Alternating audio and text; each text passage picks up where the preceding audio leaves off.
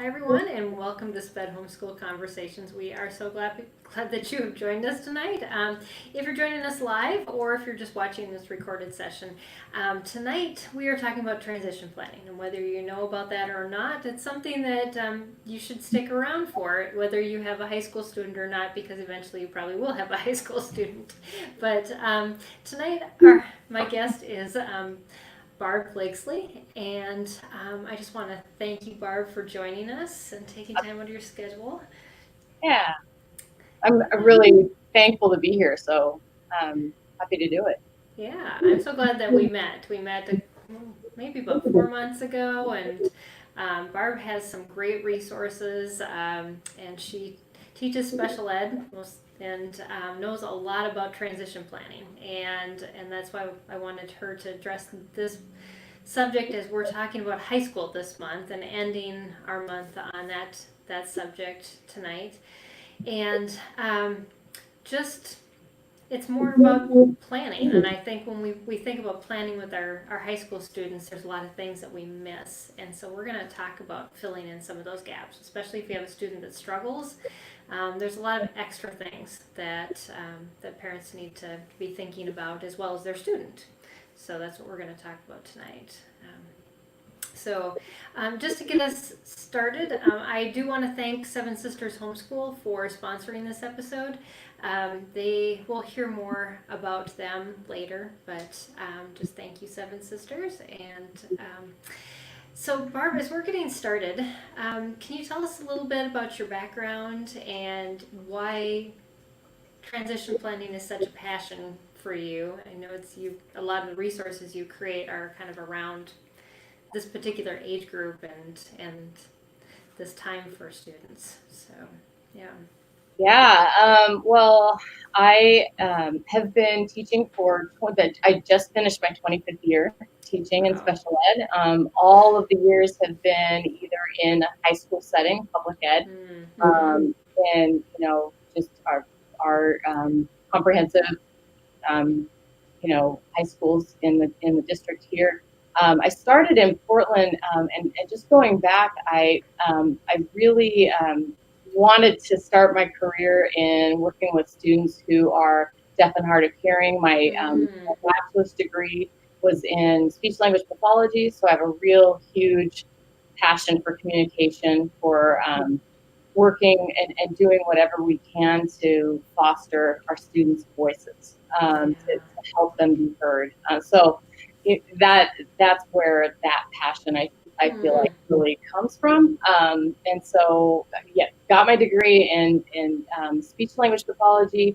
While I was doing that, really loved my sign language classes, and then ended up going into special education with a focus of deaf and hard of hearing. So I started my career with students who were they actually had intellectual and developmental disabilities, and they were deaf or hard of hearing. And my passion back in 1995 was, they're high school students. Let's get them out into the community. I mean, I didn't Oh, know yeah. Uh-huh. what I was doing. I mean, um, I knew enough that, look, they're you know getting toward 18, 19, 20 years old. We didn't have transition programs back then.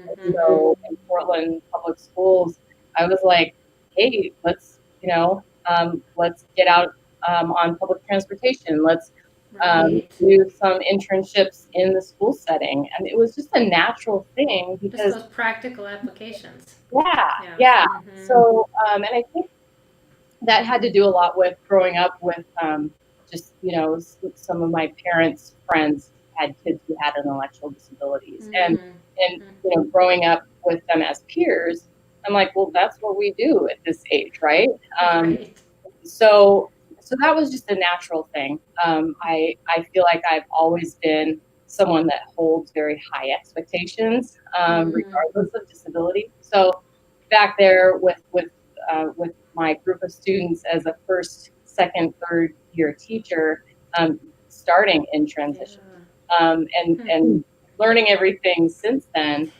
Early on, I was thinking, wow, students need to be able to tell about themselves, have an active role in their education and their choices for post-school activities. So Right. that started way back in my career. And as I went on, I moved up. I live in the Seattle area, just north of Seattle, and the school district I'm in don't have students who are deaf and hard of hearing. They have kind of, they have regional They have programs, the but school yeah, programs, right. right. So most of my career I've spent in, like I said, in the public high school, working with students 14 to 21, and then just when our district wanted to start an adult transition program, I wanted to be a part of that because it just has always been a desire of mine. So I got to be on the development board for that. Spent a few years teaching in that program, and so, fast forward to now, or actually 6 or 7 years ago, when I was just finishing some work in our adult transition program, I'm like, where is the communication? Where's the portfolio for students to take ownership and use their voices and gather all the information that is needing to be shared to adult service agencies and to whoever else is going to be supporting them in post-secondary education or wherever. Where's that information being developed and held on and owned by the student? So that's where my work in developing that portfolio and some of the tools that I've developed, that's kind of where that came from. So that's a little bit of my background and my history.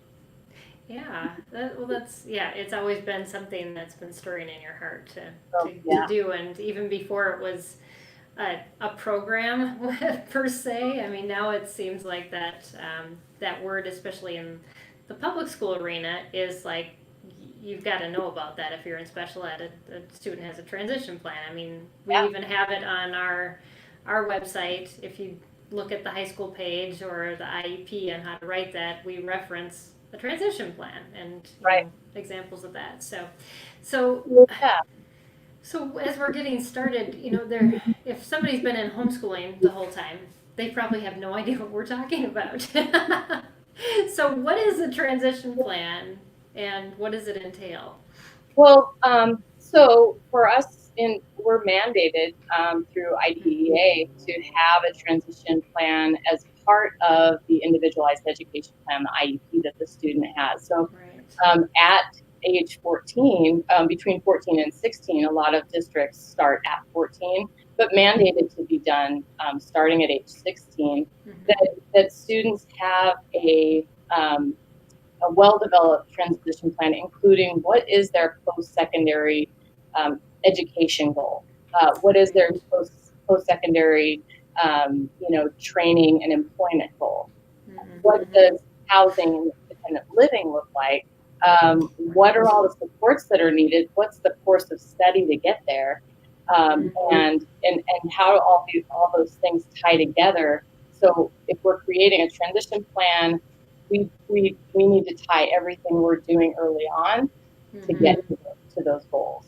So that's basically the idea of, okay, what is the goal? What are the assessments, the formal and informal assessments that we're going to provide to see, okay, where are they at? What are the steps that are needed to get to those goals? And let's make them realistic so they can be attainable. Right. Yeah. So it's basically a roadmap for where your student is now to where they want to be when this is all said and done and they're graduated. So exactly right. That's how I see it. I do see it as a roadmap with those different mile markers along the way. Those smaller steps that if you start with just a grandiose goal, how are you going to get there? So starting earlier on and taking those small steps, that's some of the most passionate, most exciting parts of what I do is walking with families through that process. So making it like, okay, I can take these steps instead of getting to the end and going, what the heck am I going to do? Right. Yeah. And I love when you talked about that. You were saying about assessments because there's a lot of things that you really don't know that is missing until you do those assessments to figure out, what is lacking to get to those end goals as well. Right, right, So it right. is a time of discovery as well. Exactly. Yeah.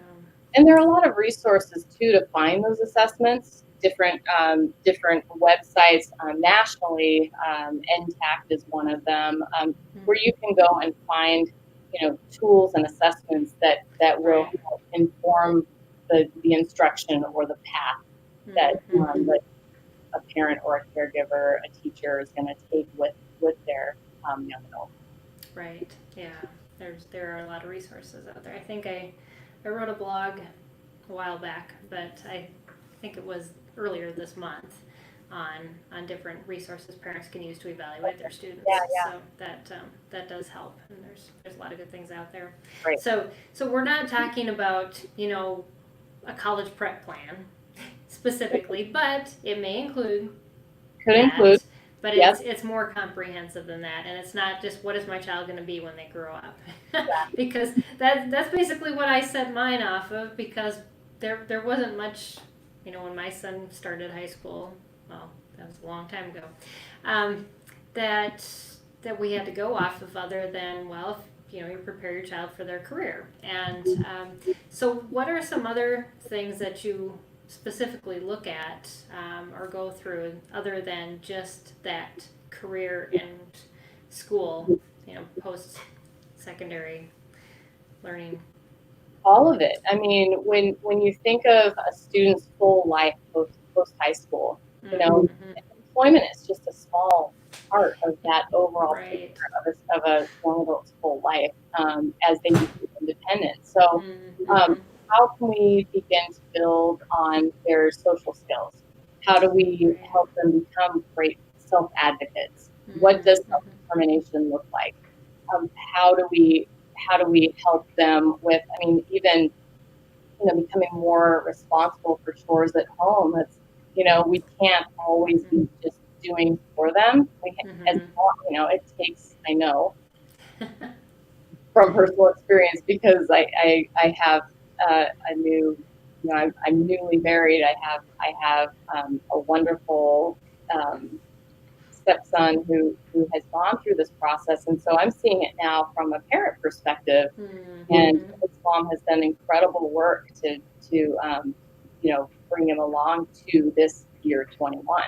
But putting that responsibility on the young adult to start at 13, 14, 15 years old, to be doing chores, to be doing those independent living activities, where they're going to be so much better off in the long run if we can, build those independent living skills, social skills. And you build them up little by little versus just dumping it on them all at one time and saying, well, good luck. It doesn't work as well. No. Yeah. And then you're just, it's the amount of support that's required in independent living. So it does take that long process of building those skills and equipping young adults with the self-advocacy that they need, self-determination skills. And then so taking ownership over their education, knowing what, when they enter into vocational settings or post-secondary education, are they able to request accommodations? Do they even know what support needs they have? And that's, I can't pretend to know and understand what it feels like for a parent, because I don't have my own biological, son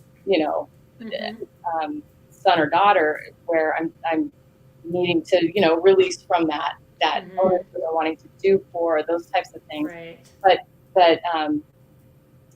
students do so well when they're able to, voice those supports they need, to be able to say, okay, hey, wait, I need to meet with my DBR counselor. What are the supports that I might need to, budget my money or whatever it is. Right. Yeah. And if So they've already important have to do those in it. place and they're working with them, it doesn't seem like an odd thing to them to all of a sudden, be doing this more on their own because you take those baby steps Yeah. through that plan. Yeah. I know when my son went to college, he has decided not to disclose his disability. And that was his choice. We had a discussion about that and how, you just have to do it then. But there Yeah. was some professors who didn't grade him equally because of his disability, and he had to contest them all the way up to the dean of the college. And when he called me, I just said, "Well, you know what you need to do, don't you?" And he said, "Yeah." And so then he did it, and everything worked out. But yeah, it's that ownership and that empowerment to do what needs to be done, and just know that that's the next step that you have to take, and it's okay Right. to do that. So. Right. And I think that the way bringing a young adult along into that process, I feel like, and I know from some personal experience that when you apply a strengths-based approach to your young adult, your student, whoever you're working with, and you help them to see that the aspects of their disability, if they have autism, they see the world in a different way. They, if they have, whatever their label is, there are things to pull out. There are strengths to focus on, and let's do that. But let's do that in a process that they can actually work through. Oh, wait, I am good at those things. Oh, God has gifted me in those, and those areas, and so. That conversation about let's disclose your disability.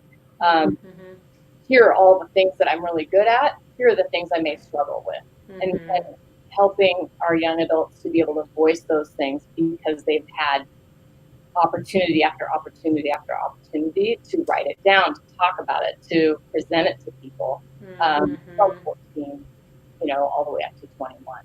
Right. So critical. And yeah, I wanted to address too the importance of student involvement in that, and how best can parents go about getting them involved into this process from the very beginning, because it's their life, and eventually this is what they're going to be working with and moving towards as well. Yeah, I do. In my classroom, I've spent a lot of time thinking through how do I map out those strengths? How do I help students see those and match them to the things that they could potentially do in the future, as far as real career choices? So laying them out and going through the detailed process over year after year. How can I expect a student at 17, 18, or 19 to go, oh yeah, that's easy. I just will disclose my disability, and it just doesn't work that way. So, and how do I match who I am with a realistic job choice? I think I a little bit got off of your question. Oh, that's okay. Yeah, no, yeah. That's a good thing to address, because they it's a period of self-discovery. And what I remember listening to, I went to some parent meeting about, it was a guy who was a financial planner, but he was explaining about transition planning, and in the process he goes, you get to these goals that your student has, but then that goal, the end goal, may change or be tweaked a little bit, just because of the student is learning more about themselves through this process. And it's kind of like this give and take back and forth as the transition plan transitions during. It always does. Yeah. And it's great to have your student involved in that process, and to say, well, no, I think I want to head this direction, and so then, okay, let's reevaluate what your goals are, and all these things. And so it's this ongoing fluid process, instead of just, okay, we've got the 4-year plan, now let's just stick to it. I can see some parents doing that. Right. Yeah. And I feel like, this is really reflective in the work that I do, the books that I've written, the tools that I try to put out for people, is that, okay, let's give them all of the prompts that they need to be able to, make authentic responses, and we can tweak this thing as we go. But Right. what is the big dream? What is your story? How do you share about your communication style, the mode of communication that you use? How can you best be understood? And then moving to those, what are my strengths and weaknesses? How do I then match those to career goals? And then from that, okay, how am I going to, enter into those activities that will help prepare me for a real job? There's so much to do from those middle school years. So, Right. Yeah, it isn't just, can we get enough credits to fill the transcript and graduate you? It's can we launch you to what is next, and that's different for every student, but it doesn't mean that a transition plan isn't something that's needed. I know I got a question from a parent in the middle of this week that she asked me, I've got a middle school student, and we're looking at disability benefits for him at 18. She goes, I asked her, well, you want before 18? Are we talking about Social Security, and all those questions too? And she said, no, after 18, definitely. And she said, but I don't know what to even start recording, or if I need anything to record, so that he has more ability to to ask for those services and those accommodations that he needs. So how does that all build into a transition plan? well, just the first steps that I've taken with families is just make sure you keep really good records. When was disability documented? What are the physician's reports? What are the psych evals that you have and have collected? And at some point, in some way, inviting your young adult into that information that can be shared, and collecting a portfolio for the student is very important. I know for our vocational rehabilitation counselors, they really appreciate when we can bring all of those documents to the intake meeting, where okay, here's what we have. What's the opportunity? Is my young adult eligible for services? What does that path look like? To essentially just break down barriers to employment and education to get there. So keeping those before long before those records need to be brought to those situations, to the SSI application process, all of those different areas that would be adult service agency supports for the young adult as they enter into their years 18 to 21. Yeah, and I can see how important the information that if your student has found that something works really well for them, to document that so that they know that this is something that can be employed in a work situation or whatever else, that this accommodation works very successfully.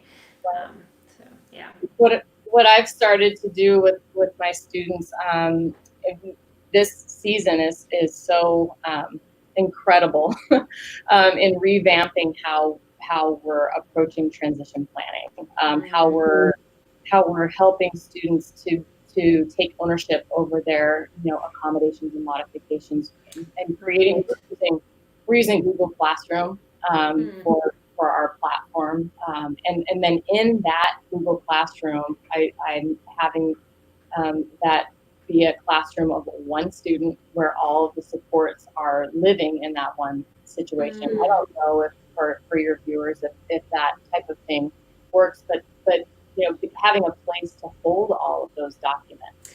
Right. to refer Yeah. back to them, to build on them, Mhm. to bring in, activities that do start to build a portfolio. Um, Mhm. it's, when we're doing remote learning, Right. that's just where we're going. And Mhm. I think it's a huge benefit to us in the long run. Well, and it is good to be able to store things virtually, and didn't even think about that, because yeah, our parents do write IEPs, but to just upload them, to have a place, because I often tell parents to do that with their students' transcript and their diploma, because you are the owner of that. It's not like you can go back to a school and say, "Can I get an extra copy?" You are the school, and so to have some virtual space where all those documents can be stored is a Right. great And idea.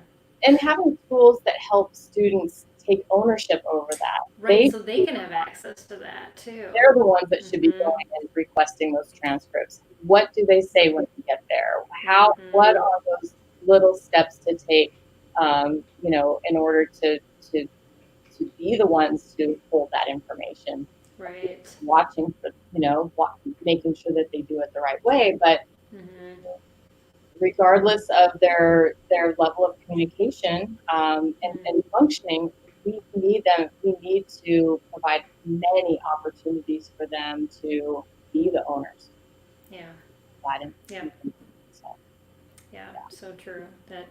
Yeah, and it's those opportunities. I love that word because we we fly so fast through life, yeah, and especially when our kids are teens, that we miss a lot of those opportunities, and we're so on autopilot of yeah, what we've always done, to take that step back and say, wait, this is something you're supposed to be doing. I mean, whether it's laundry or a chore, or or learning a new skill like writing a resume, or all of those things, that those incremental steps yeah. that. And it's nice to have a plan, because that'll make you check and be able to do that. So as far as like record keeping for things like that, then just checklists, or however best I guess it is to record that information, is probably the best thing Yeah. to do. Having sections, whatever platform you're using, if Mm-hmm. it's paper, pencil, or if it's digital, whatever mode people are most comfortable with, Mm-hmm. having a section, for those, hey, these are the task lists that work. Mm-hmm. These are the scripts that my young adult uses when they go to, Right. they need to request transcripts. They need to go Mm-hmm. report, an absence for work, or whatever. What are Right. those things that they use as tools and keep them in a spot? And then, of course, they Mm-hmm. change over time, but when we have it all in one place, that helps a student go, okay, yeah, these are the supports that I need to become Mm-hmm. successful.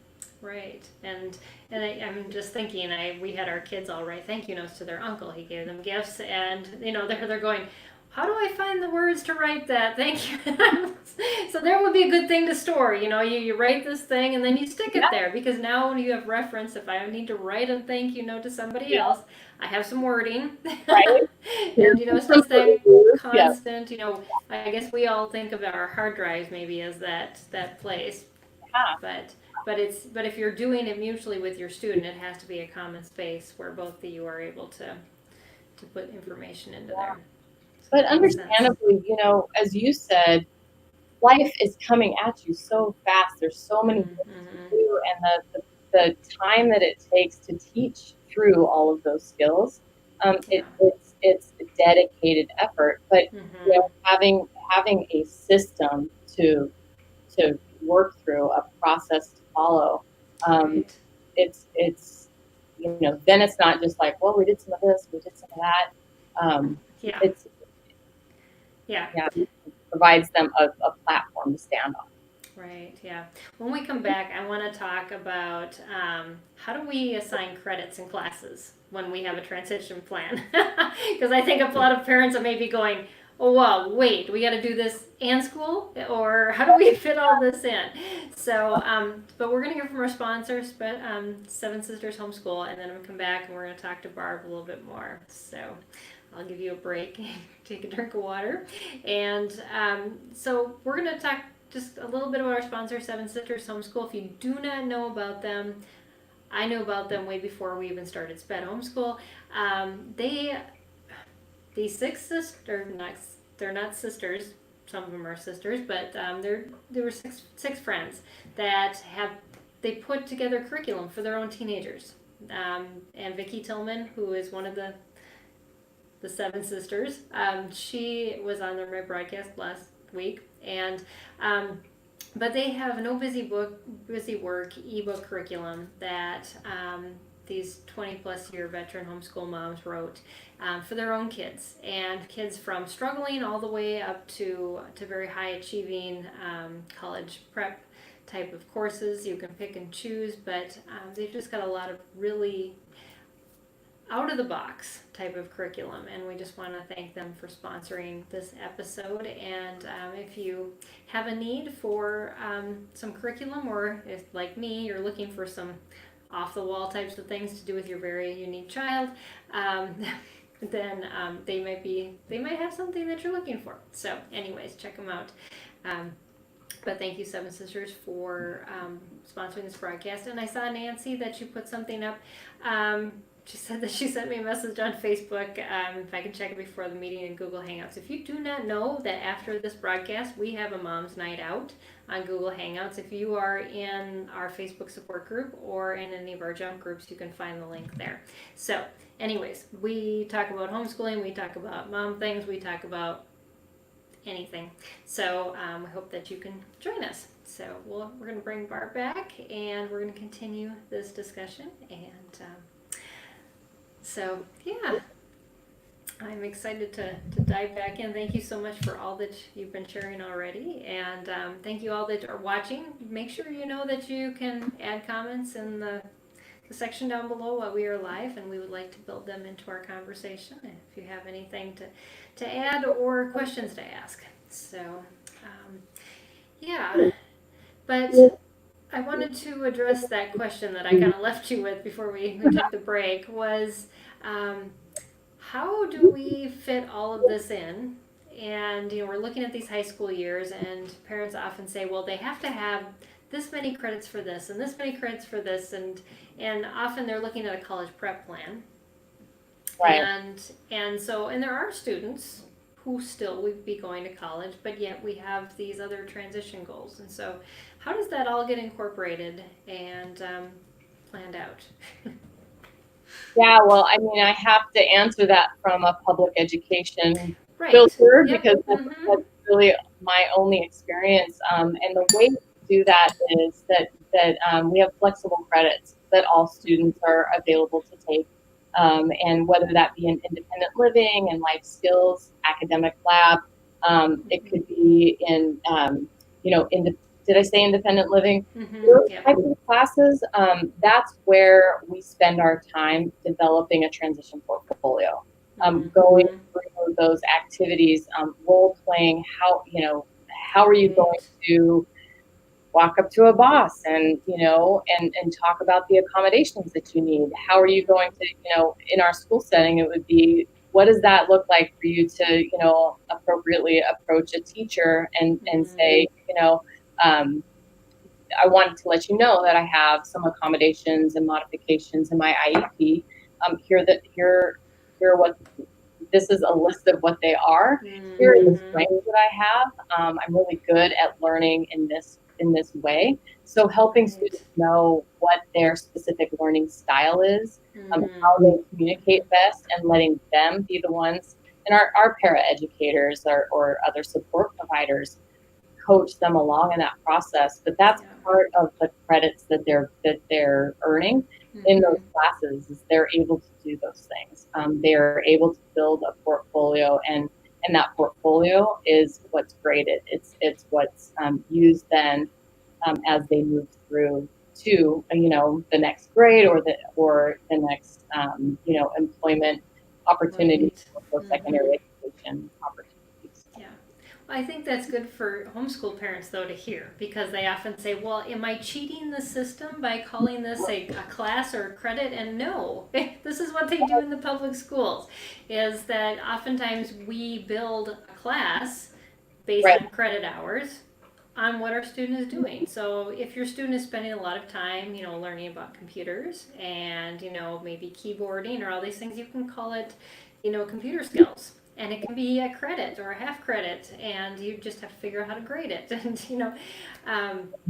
but kind of lump some of that into a class and then put it on the transcript that way.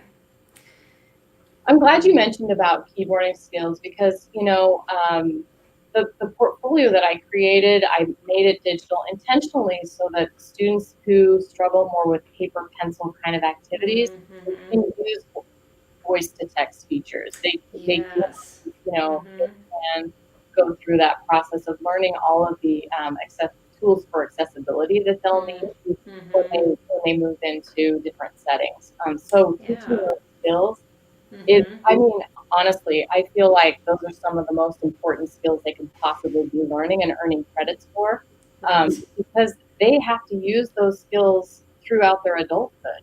Their self-determination, their self-advocacy, and we need classes where we're able to spend time doing that. So absolutely, they should get credit for that. Yeah. Well, I think I can't remember who I was talking to. We were talking about people skills, and I thought that's really got to be at the top of the list for every high schooler, because if you look at employers and what they're looking for in employees, eventually those rise to the top. It's not like, can you do math well? Yes, if you're an engineer, that's important, but again, they're going to come back to those people skills again. Can you work in a team? Because that matters even more. And you ask good questions that are, that can you have good social boundaries? Can you do those things? Those soft skills are, those are the reasons that our young adults get fired from jobs, because they haven't built those skills up and been given opportunities to practice and do that in a high school setting, or, just practicing, learning, growing through those awkward moments, Right. So, and that goes back to what you were talking about when we first started too, but wanting to get your students out into the real world to practice these things. And so much of our transition planning should be looking for those opportunities to get them out, try it out. And if they fail, it's in a safe environment. It's only a one-time thing. It's not like your job is hinging on this. Right. So, yeah. Some of those transition goals, the goals for, our vocational goals, maybe it does look like, that they do a job shadow, that they do an an informational interview. They do those value surveys, interests, and build those things, those activities, so that they, how do they know if they want that type of job? If they want to work at Home Depot or they want to work at, Microsoft, how would they know? They have to have opportunities to just get out there and see what it looks like and feels like. So, exploring those. Sadly, in public education, our funding hasn't allowed for us to do that. And I think so much more flexibility can be done in a homeschool environment where you can go out and explore those things a lot more easily than we can in public ed. Yeah, because if you have a friend who's willing to take your student under their wing for a day or a week, or to kind of show them the ropes, and that's permissible. You can make that happen. And if they want to incorporate, working with your neighbor's kids, if they're, instead of doing child development in a classroom setting, we can just babysit and be under, a mom's helper, or however that works out. There's so many unique ways that we can build that out, as well as community service at the same time, which is an awesome way to do it. So, yeah. I don't want to miss out on an opportunity. I want to talk about also our vocational rehabilitation offices that we have access to, and we're seeing a lot more opportunities with it's called WIOA, the Workforce Innovation Opportunity Act, that was passed, and that vocational rehabilitation counselors are starting to work with young adults earlier on. Oh, So really? at Huh. 15, 16 years old, I want to encourage people to connect with their DVR offices and be able to Yeah. see, hey, are there some opportunities for work-based learning? Um, and Mm-hmm. if there is a documented disability, they should qualify for those things. So, That's making awesome. sure that earlier on that those connections with Mm-hmm. vocational rehabilitation or developmental disabilities administration, exploring those earlier than later is really important. Right.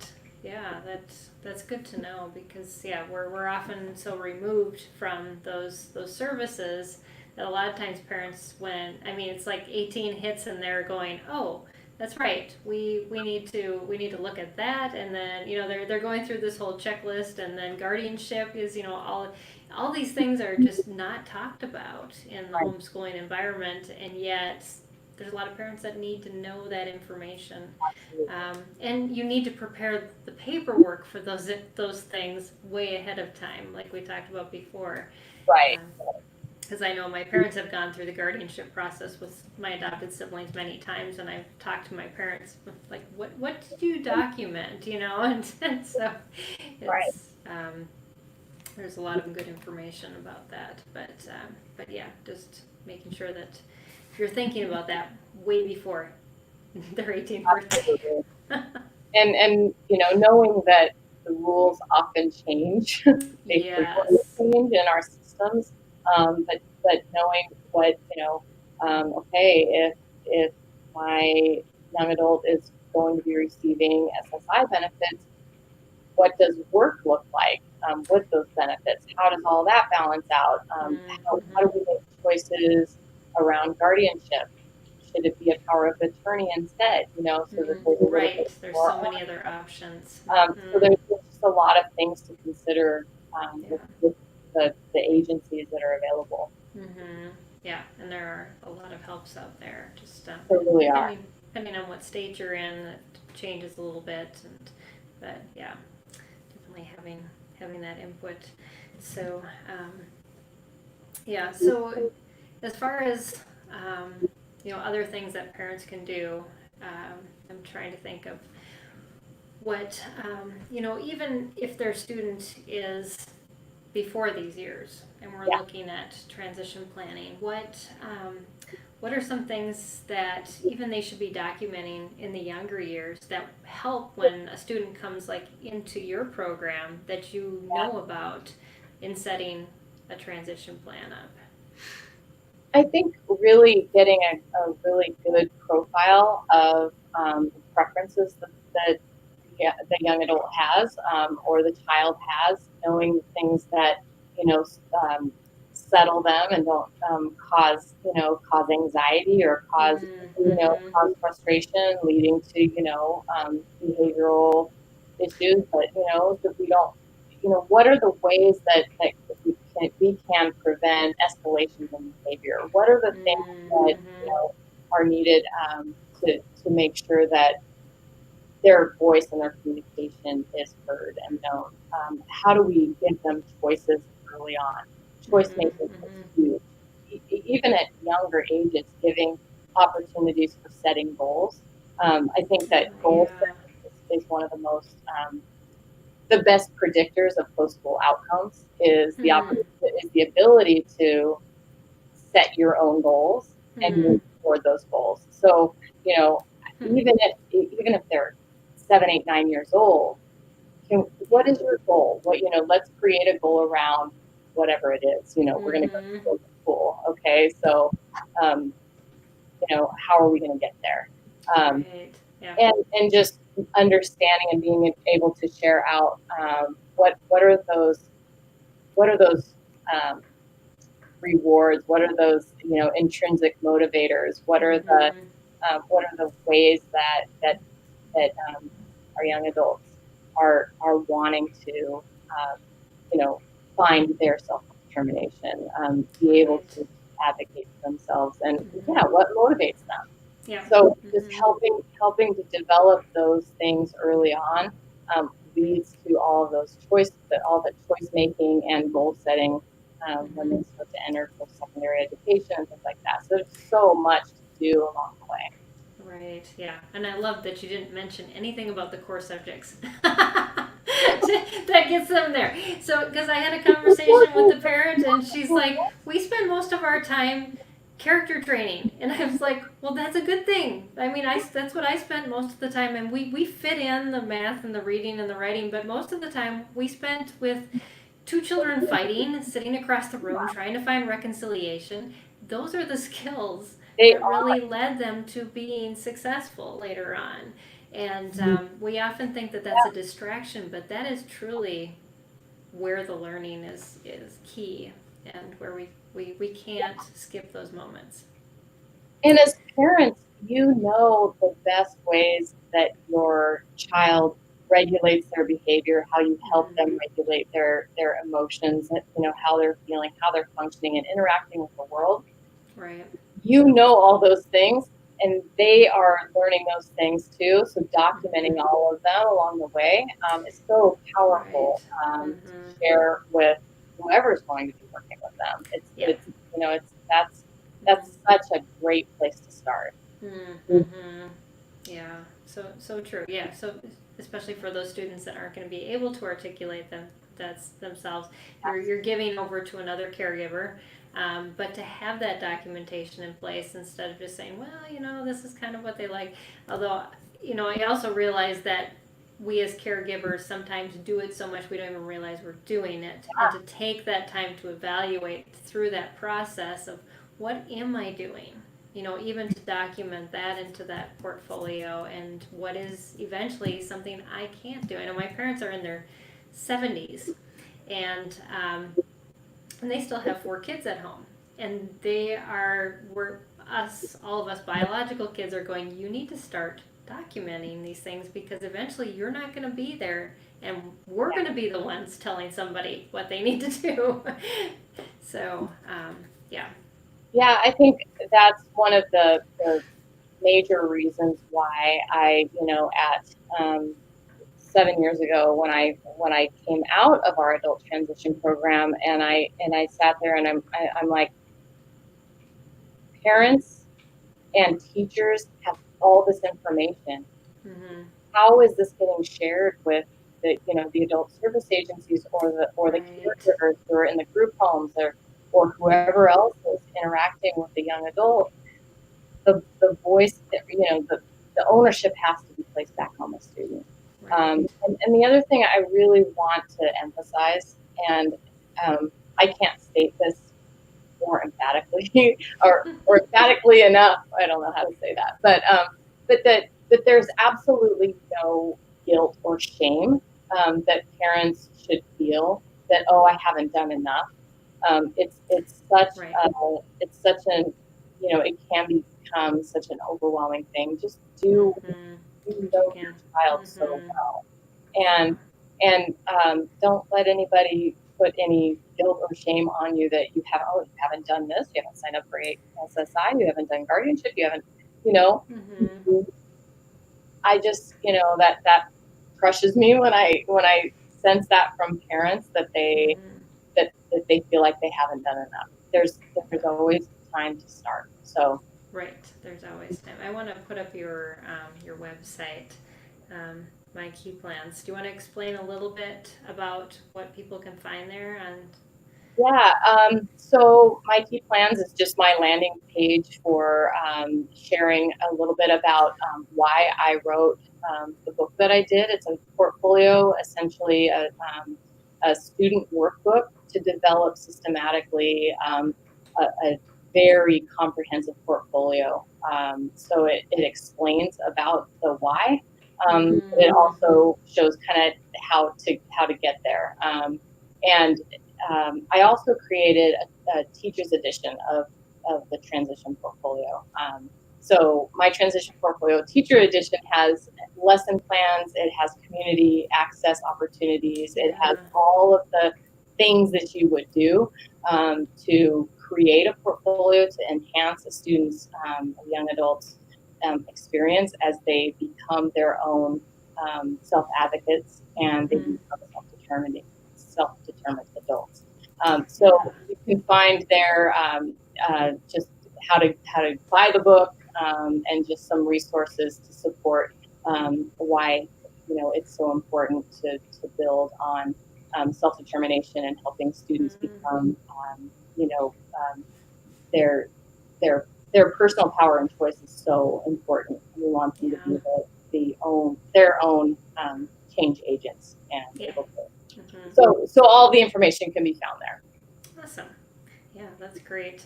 And that's kind of how I got connected with Barb. I saw that she was doing that, and you also have a Teachers Pay Teachers site. Is it just it's My Key Plans, right? That they have to look, or is it your name? Teachers Pay Teachers. You can find it both ways.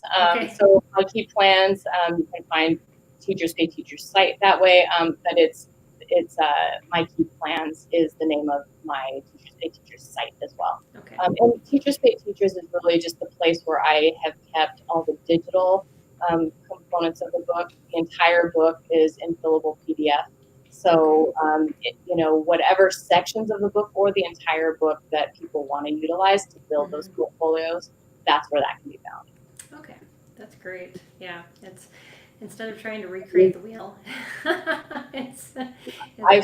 I have all of the prompts and everything to draw out expressive communication and to lead students along. So that's so important with teenagers. You just can't draw anything out of them. You can't give them a blank page or a box to fill out. You have to prompt them to what are you thinking about yourself in this area?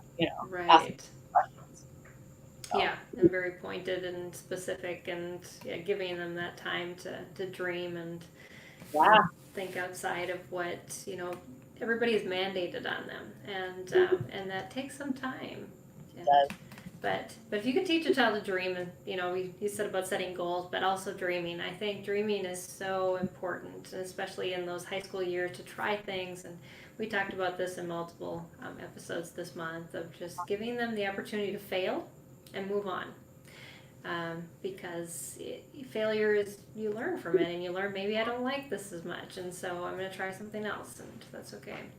Exactly. Yeah. So awesome. Well, I know you had a couple other resources. Was there anything else that you wanted me to share on? I just thinking about parents who have younger children and helping them to, I'm not always just going to do everything for you. How do I structure and have task lists, or helping through a behavioral problem or social issues, helping our young adults see what their bodies are doing in space and social stories. So I have some links that I feel like from Carol Gray that have been really helpful. Her work is really great in social story development. And then just using, as we're using our iPads and iPhones and things like that, going through our days, I've found that our, First Then app, that's going to be linked, I think, to just being able to use pictures and words to show task lists to develop for chores or for activities that you're doing in the home, for independent living, things like that. That's really helpful to you. It's been helpful for me, and I use that in the classroom all the time. Yeah, it's amazing how some just tiny little apps can just like transform your life. Oh, it's amazing! Yeah. So yeah, I put up both those on the screen. If they went too fast, I will make sure to share them in the Facebook feed, and they will be on the YouTube video for the long as well as short sections, so you can find that there. If you are listening on the podcast, check out the YouTube video that's related to this on transition planning. It's the same title as the podcast you're listening to, and you'll be able to find links to those resources. We just don't have the content place to store anything like that on Podomatic. So yeah. But Yeah. Well, this has been a really good conversation, Barb. I'm glad we talked about this. I hope Too. parents are feeling a little more at ease. I know if I would have gotten this information when my oldest started high school, I think I would I would have been in a better place. I basically left and cried Oh because no. it was so. I mean, they gave me this college prep plan, and I'm thinking my child just started reading last year. Yeah. Let's not talk about college. Yeah. And we can still dream big. I mean, he just did graduate from college, that same child, this month, and it was amazing. His diploma came in the mail and it said cum laude, and my husband's like, "You graduated with honors." I mean, he didn't even know. It's so funny. That's so So good. yeah, but yeah, you just take one step at a time. You just don't know where they're going to end up. That's the whole thing, is don't underestimate Yeah. what your child can do and Yeah. achieve, and Mhm. just taking those small steps, as Right. painful as it can be in moments. Mhm. There's so much hope in the future, Yeah. and supports that are available. Yeah, definitely. So, and definitely check out Barb's resource because that'll be a really big help. Again, So not recreating anything, and her information is also on our website. She's one of our partner organizations, and so under curriculum, you'll see My Key plans there. So thanks so much, Barb, thank and you. this has been great. This ends our month talking about high school. So next month we are having our second annual SPED Homeschool Awareness Month, and so that month we're focusing on our community stories. Starting tomorrow, July 1st, we'll have our first blog from a homeschooler that just is sharing their story, and we're going to be doing that in our interviews as well as in our articles. And so our first guest next week will be Dawn Spence. She is the teaching manager for SPED Homeschool. Has been a dear friend of mine for years. But she's going to talk about how she transitioned from being a special ed teacher to a special ed homeschooler. She now has 3 kids she homeschools at home, and at varying levels of learning difficulties. And yeah, and just what that transition was like and how different homeschooling is. That's what I hear all the time from her. I am still learning. So, yeah. I'm still learning too after Yes. 5 years. So yeah. It's amazing. But everything you learn goes for something good to help a student. Um, so anyway, so we're going to talk to Dawn next week, and so I hope you can join us for that. And thank you again, Barb. It was a great conversation, and Thank you I so much enjoyed for our the time. opportunity to talk Yeah. and to connect. I really appreciate it. You are welcome. And so yeah, thanks everybody for joining us. We'll see you again next week. Bye.